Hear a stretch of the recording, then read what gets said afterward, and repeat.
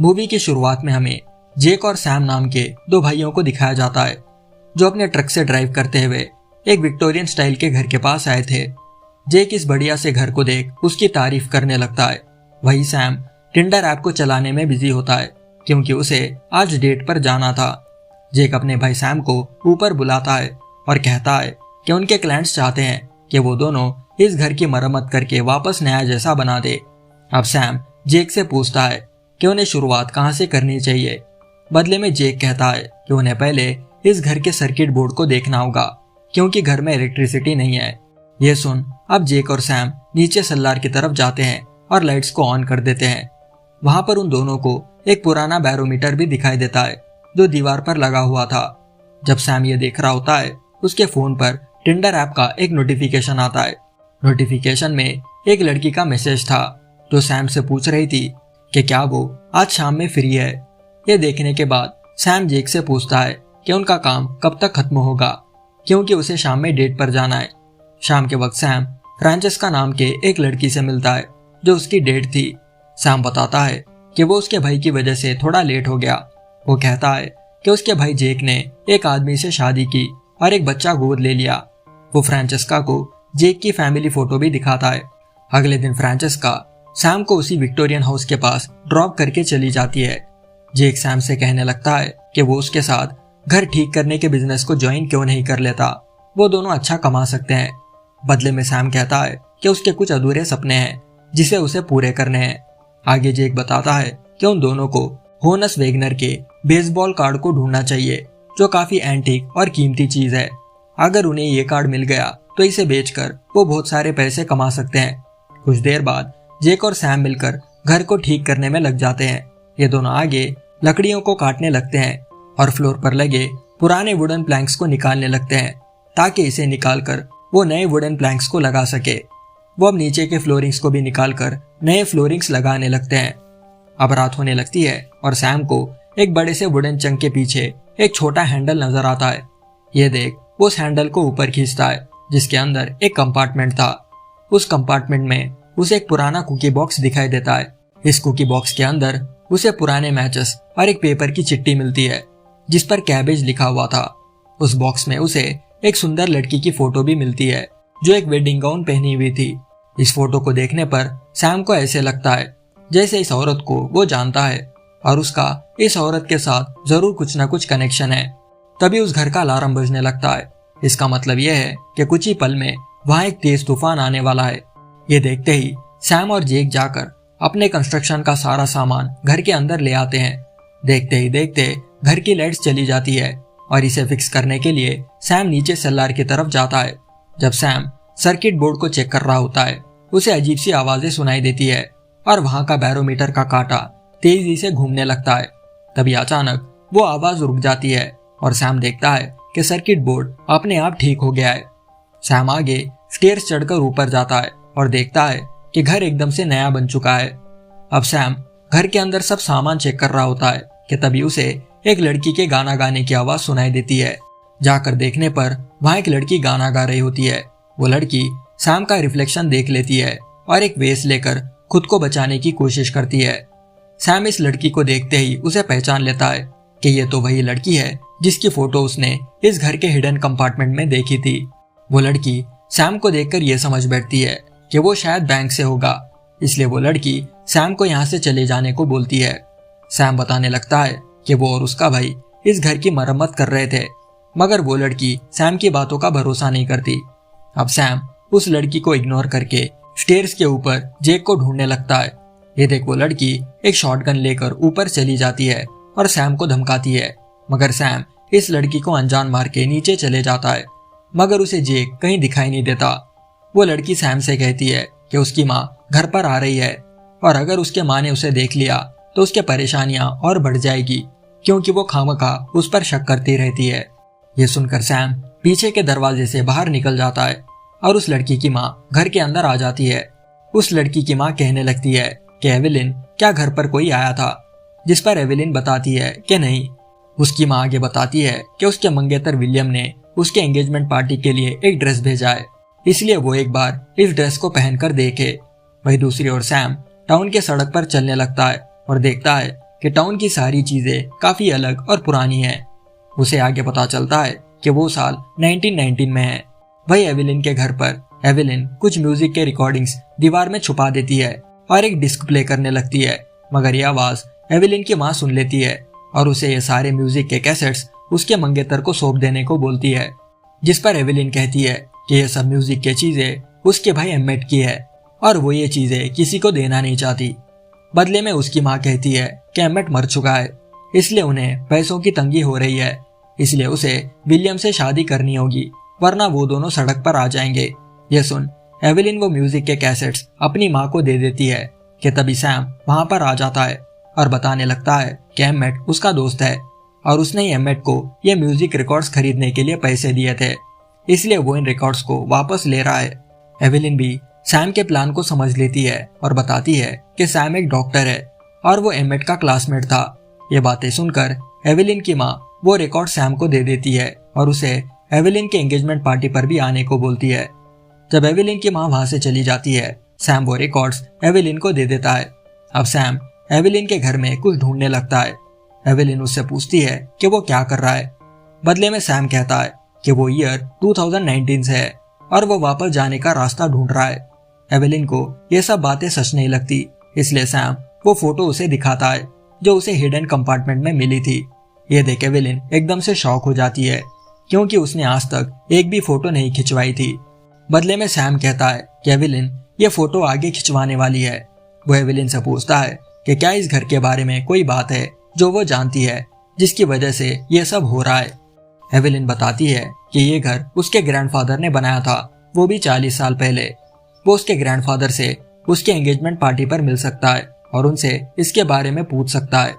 रात के समय सैम एंगेजमेंट पार्टी पर पहुंचता है और वहां एविलिन सैम को उसके ग्रैंडफादर से मिलवाती है। सैम एविलिन के ग्रैंडफादर से पूछता है कि क्या उनके घर के सेलार के बारे में कुछ वियर्ड है, क्योंकि जब वो वहां गया था तो उसके कान जोरों जोरों से बज रहे थे। वहीं पर हेनरी बैरेट नाम का एक आदमी भी बैठा हुआ होता है, जो सैम को बताने लगता है कि तूफान के वक्त धरती का तापमान थोड़ा कम हो जाता है और इसी की वजह से शायद उसके कानों में रिंगिंग आवाज सुनाई दे रही थी। तभी एविलिन का मंगेतर विलियम वहां पर आ जाता है और ये सभी वहां पर डांस करने लग जाते हैं।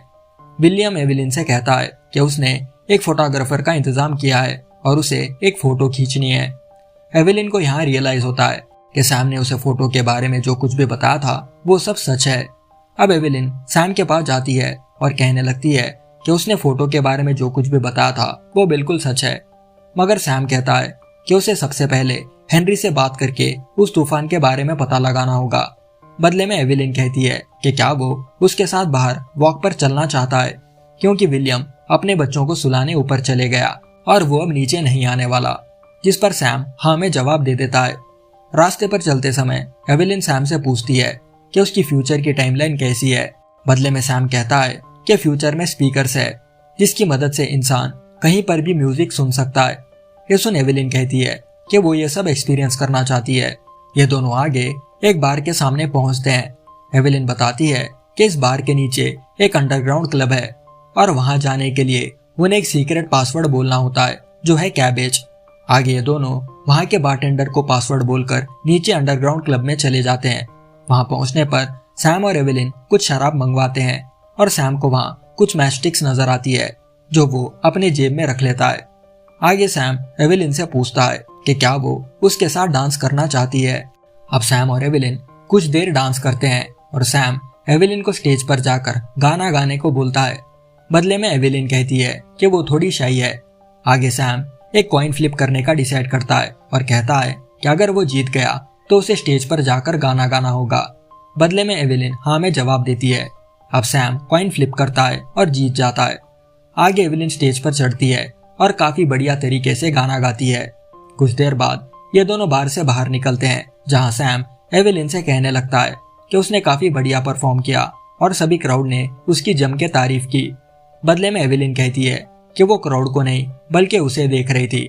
तभी एविलिन की माँ उन दोनों को साथ में देख लेती है और एविलिन को लेकर वहां से जाने लगती है। अगली सुबह सैम हेनरी के यहाँ पर जाता है ताकि वो स्टॉर्म्स के बारे में पता लगा सके।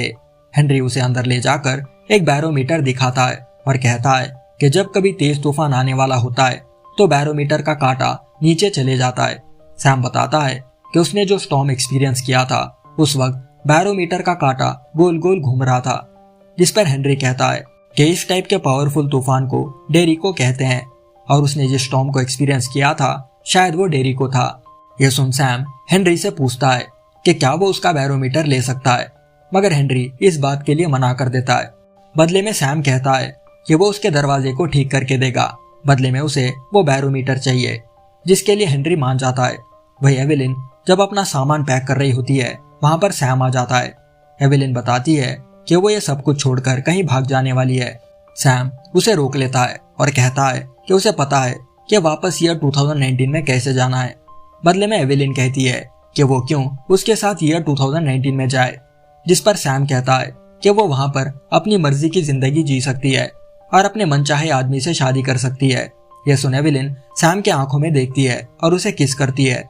सैम कहता है कि जल्दी एक तूफान आने वाला है और इस तूफान की मदद से वो दोनों वापस ईयर 2019 में पहुंच सकते हैं। आगे ये दोनों सेलार में जाते हैं और वो बैरोमीटर वहां के दीवार पर फिक्स कर देते हैं। अब ये दोनों स्टॉर्म का वेट करने लगते हैं, जहां एवेलिन विलियम के यहाँ रहती है। आगे सैम हेनरी के दरवाजे को ठीक करने में लग जाता है। फिर एक रात सैम विलियम के यहाँ जाता है और एवेलिन को किस करता है, मगर सैम को वहां से जाता विलियम देख लेता है। अब अगले दिन एवेलिन अपना वेडिंग ड्रेस पहनकर एक फोटो उतरती है।